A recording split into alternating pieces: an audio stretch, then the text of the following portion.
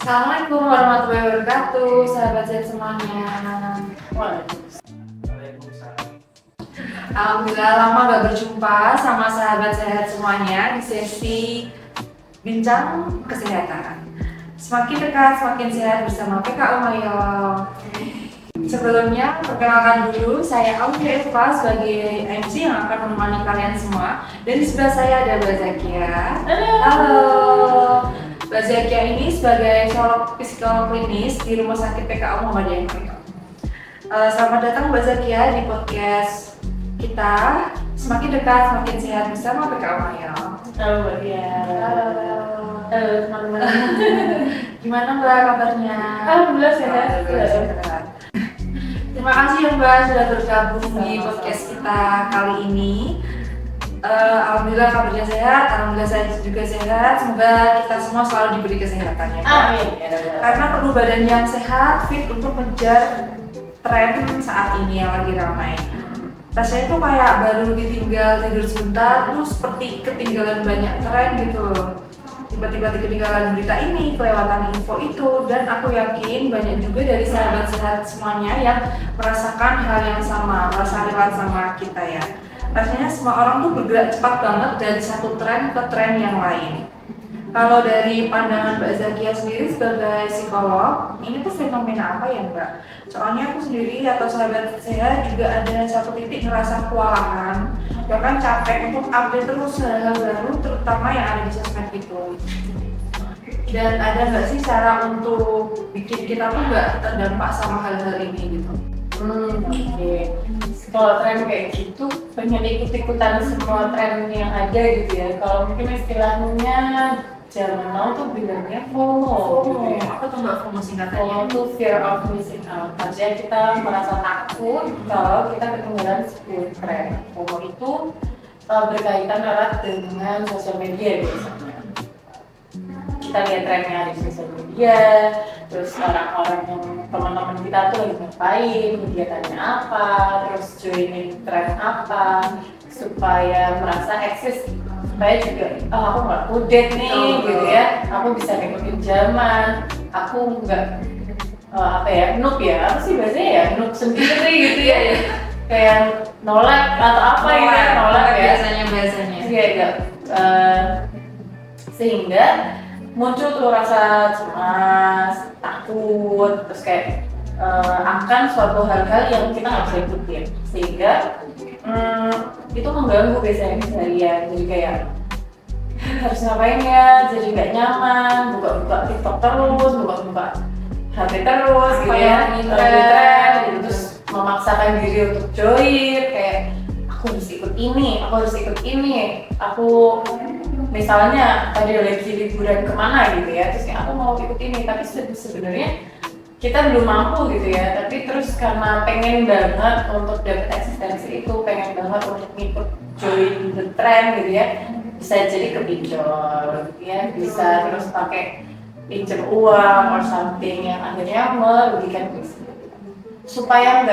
Supaya FOMO ini punya versusnya atau punya versusnya gitu ya, itu namanya JOMO. Bukan JOMO tapi ya. JOMO itu joyful of missing out. Jadi kayak ngerasa nggak apa-apa banget kalau kita ngikutin tren sekali waktu, ngerasa aman aja, ngerasa nyaman aja kalau ternyata trennya itu lewat gitu aja dan kita nggak ngikutin itu.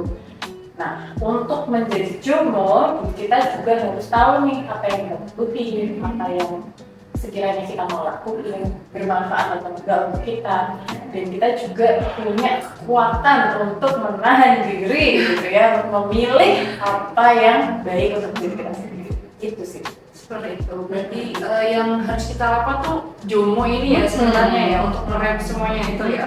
Oke. Masya Allah, jadi ini tuh ternyata disebut FOMO, singkatan dari fear of missing out atau takut ketinggalan. Dan lawannya adalah JOMO yang kepanjangannya joy of missing out, atau justru ngerasa happy aja karena nggak ngikutin yang lagi rame. Nah, dari penjelasan Mbak Zakia sendiri tentang FOMO dan JOMO yang tadi sudah dibahas cukup detail, sekarang kita masuk sesi yuk tanya psikolog. Nah, jadi sudah ada beberapa pertanyaan nih Mbak dari sahabat sehat semuanya. Kita langsung aja ke pertanyaan pertama. Boleh. Apa sih bedanya FOMO itu sama merasa ketinggalan dalam hidup? Oke. FOMO itu pada level tertentu sangat berkaitan erat dengan sosial media atau sangat berkaitan erat dengan lingkungan lingkungan atau eksternal. Dimana kalau trennya sedang A, dia harus ikut A, B harus B, C, C. Ketika dia tidak mampu untuk mengikuti tren itu yang sudah terjadi baik itu dari pencapaian, tren terhadap contohnya kegiatan gitu ya yang ada di sosial, dia akan merasa sangat kayak takut, merasa nggak punya eksistensi gitu sebagainya.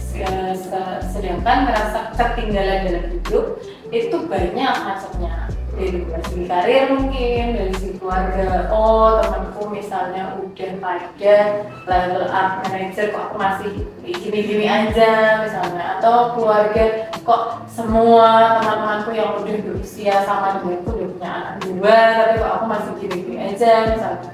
Nah, itu lebih faktornya ke internal, dimana dia mungkin merasa keberhargaan dirinya kurang mungkin gitu ya. Tapi ada juga yang merasa ketinggalan tuh ya udah, ya gue sih ketinggalan ya udah aja gitu ya, sehingga nggak mencapai level kecemasan yang tadi.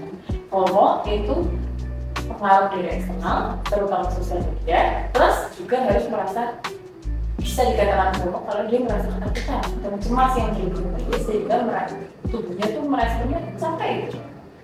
Kewalahan tadi kayak Mbak Cia bilang, wah kewalahan untuk ngikutin tren sampai kayak apa gitu.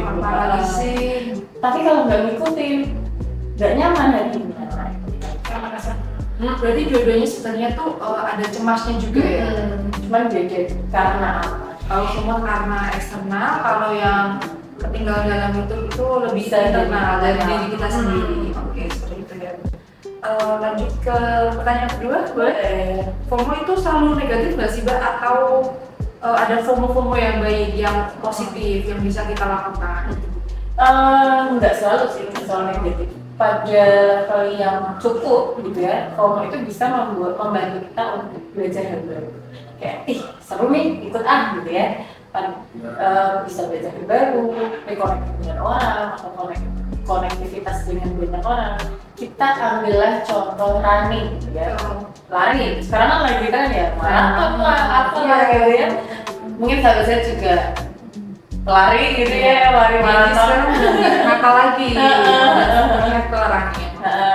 Terus kemudian dari running itu kan banyak hal yang bisa dipilih. Contohnya kegiatannya, pasti kegiatannya, mau ngikutin kegiatannya. Tapi kan ada komunitasnya, kemudian ada berpakaiannya gitu ya, kita juga harus pilih tuh FOMO-nya, atau misalnya kita mau ngikutin yang mana. Kalau ternyata running itu adalah bagus, sebatas apa bagusnya? Contohnya yang tadi running, kita ngikutin kegiatannya aja deh, nggak perlu ngikutin stylenya yang mahal misalnya.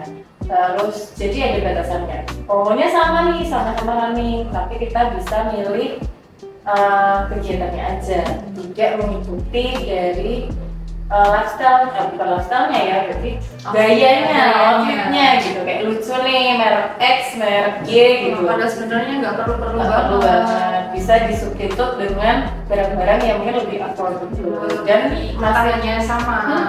Jadi ya nggak apa-apa ngikutin tren as long as tidak merugikan dan tidak merugikan dan tetap memberikan manfaat untuk kita. Sih, berarti yang terpenting tuh kita tahu perlu atau enggak kita, bermanfaat atau enggak, tahu batasannya seperti apa, terus yang penting nggak merugikan kita juga seperti itu ya. Oke, gimana sahabat sehat semuanya? Apakah terjawab pertanyaan kalian? Oke, kita lanjut lagi ke pertanyaan ketiga. Boleh. Gimana sih cara kita milih bahwa sesuatu tuh cuma tren singkat aja? Kan ada yang habis masanya terus udah gitu kan, atau ternyata itu hal baru yang ternyata baik juga. Soalnya kalau ternyata baik dan kita nggak ikutin kan mubazir juga ya Mbak. Gimana tuh?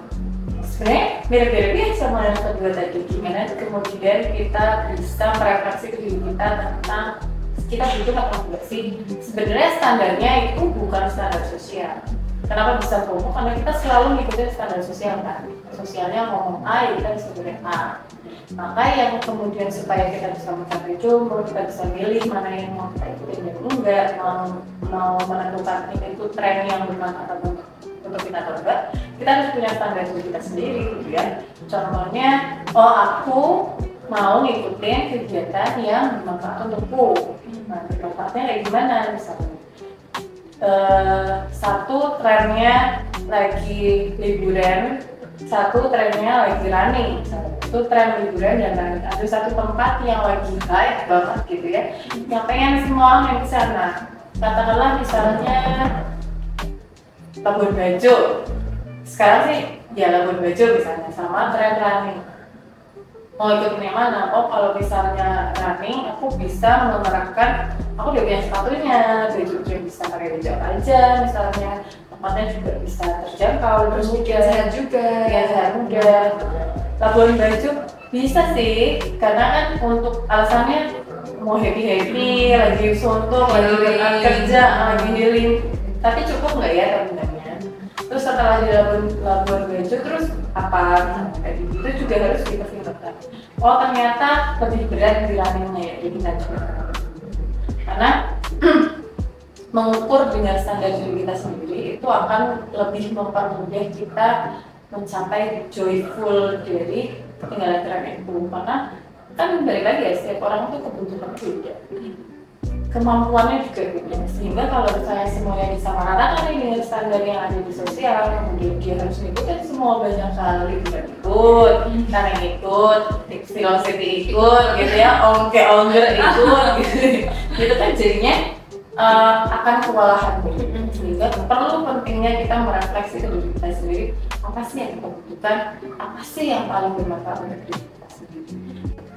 Ya menarik jarak sedikit untuk bertanya, aku butuh apa atau lain-lain gitu ya, itu juga nggak apa-apa, nggak harus melulu ngikutin standar yang ada. Terus kemudian kalau ternyata sampai kefomoan itu merusak, bukan merusak ya, mengganggu gitu ya, mengganggu fungsi kita di sosial, kita TikTok terus, kita scroll terus, kita lihat YouTube, kita ngerasa gelisah gitu, terus maka tarik jarak dari sosial media atau melawan detoksifikasi. Gimana detoxnya Mbak biasanya?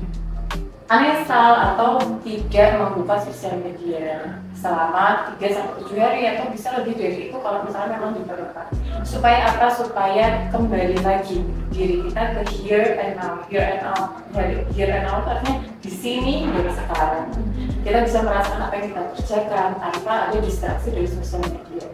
Dimana itu bermanfaat untuk kita bisa merefleksi atau mengenal gitu ya, oh aku tuh sajanya butuh ini, oh sajanya aku butuh ini, oh ternyata connecting dengan orang-orang di sekitar tuh lebih menyenangkan gitu ya daripada ikutin tren misalnya Ya, standarisasi dengan tipe betul gitu kan. Banyak tuh kayak apa ya, sekarang tuh zamannya kayak standar menjadi istri gitu, sesuai yang kita terus gitu. kirim-kirim gitu kan diteruskan sehingga itu juga kan bikin toxic juga ya.